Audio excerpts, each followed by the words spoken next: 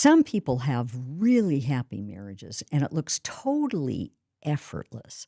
Kind of like, they're riding on a tandem bicycle, the sun is shining, the breeze is blowing their hair in the wind. They look so happy, everything is great. You never see them fighting, you never see them disagreeing. They just are really happy with one another. They're laughing, they're laughing, they're laughing. Don't forget, you represent the public. You represent an observer of their relationship, right? And so, most likely in front of you, they're going to be on their best behavior.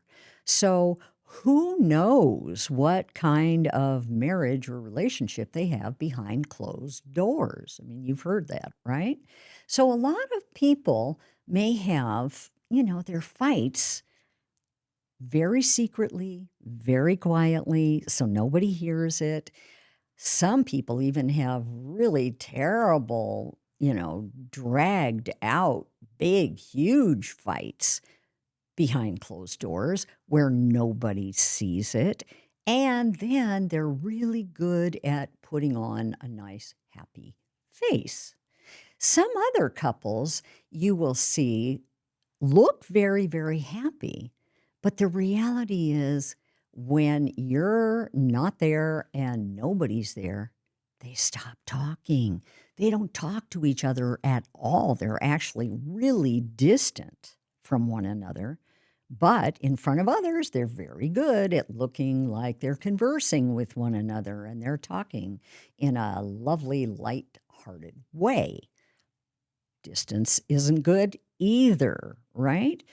So typically, every relationship needs a tweak or two or massive engineering because you are both unique, you are different people, every relationship is different, and you're not going to be totally compatible. All your interests and your needs and your values are not going to line up perfectly. There's always going to be differences. And when there are differences, there's tension, right? So, what do people do with that tension? Well, that's really why we did all of our research to see what the successful couples do. And we followed them for as long as 20 years. How did they make their relationships last? Well, there were a lot of different ways of doing that. One was they learned how to manage conflict really well by being honest, being transparent, saying what they needed, and trying really hard not to be critical or contemptuous or defensive or getting flooded. So they would try to describe their needs during conflicts in a gentle way, just describing themselves, not describing what the other person is doing wrong. So that's a habit that people really take time to practice, and they have to keep trying over and over and over again. Because after all, how many of you have heard the words constructive criticism? I bet a lot of you have. Guess what? There's no such thing as constructive criticism. Criticism is always going to hurt a little bit. So, describing yourself and describing your needs is the replacement for being critical. And we've grown up with so much criticism that criticism is the first thing that comes out of our mouth, right? So, we have to work really hard and discipline ourselves to try not to be critical. So, it takes massive engineering. Even John and I have to do a ton of it. Can I tell you a great story about criticism? Listen to this.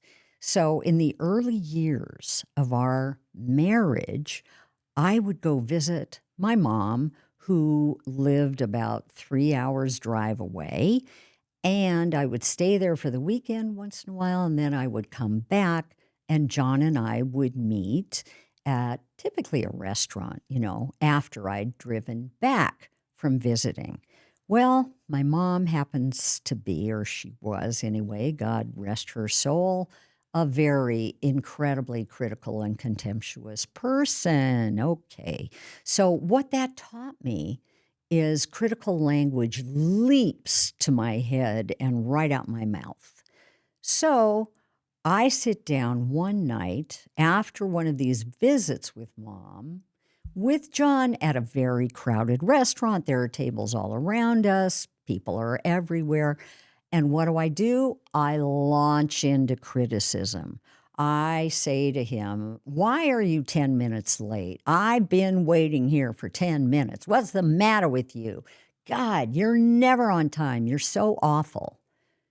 You know what he did? Let me tell you. He grabs his chest. He says, "Ow, you got me, partner. Good shooting," like a cowboy would say. And then he falls on the ground after he says, "Good shooting, partner." It looks like he's had a heart attack. He's lying on the ground. Everybody in the restaurant is silent. You could hear a pin drop. They're all looking at him. I'm howling with laughter. He's howling with laughter as he gets up, and then we order some burgers, right? So, we all can get critical sometimes. And it took some re engineering, especially for me, to try not to be critical and to hold my tongue and to remember the replacements for criticism.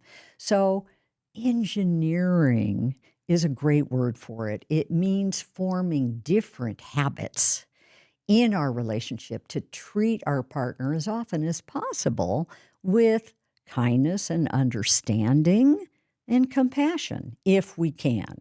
We're not perfect. We're not going to do it perfectly all the time, but we can try.